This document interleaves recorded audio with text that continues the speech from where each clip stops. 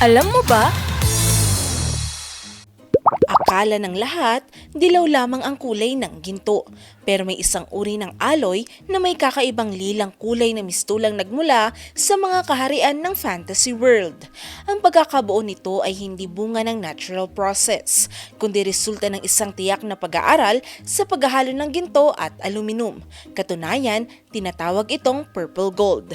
Ayon sa pananaliksik na inilimbag sa American Association for the Advancement of Science, sinasabing nagsimula ang interes sa paglikha ng makukulay na alloy noong ika-20 siglo nang maghanap ng bagong paraan ng mga metallurgist at gemologist para palawakin ang itsura at aplikasyon ng ginto. Dito natuklasan ang tamang komposisyon ng paghahalo ng nasa 75% na ginto at 25% na aluminum ang nagbibigay ng natatanging lilang kulay. Sa larangan naman ng material science na nagsuri ng mga intermetallic compound, dito nagsimula ang mas malalim na pag-aaral sa gold-aluminum formation.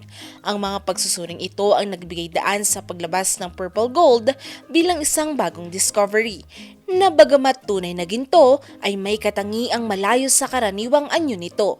Sa kabila ng presensya ng ginto sa halong metal, hindi ito kasing lambot o kasing daling hubugin gaya na lamang ng yellow gold o white gold. Sa halip, ito ay napakatigas pero madaling mabasag na parang salamin dahil sa crystalline na anyo ng compound nito. Dahil dito, limitado ang gumagamit ng purple gold sa industriya ng alahas. Kung iisipin, hindi ito nagiging popular na material para sa pang-araw-araw na accessories tulad ng singsing o kwintas. Pero ang presyo naman nito ay mas mataas kumpara sa dilaw na ginto.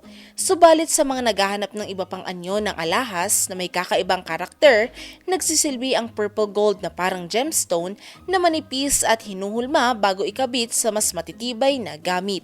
Ayon pa sa ilang pananaliksik, ang purple gold ay napakahirap hanapin kaya naman limpak-limpak na salapi ang magagastos sa bawat gramo pa lamang nito. May gusto ba kayong malaman na trivia? I-comment na yan at ito ay aming aalamin. Ngayon, alam mo na!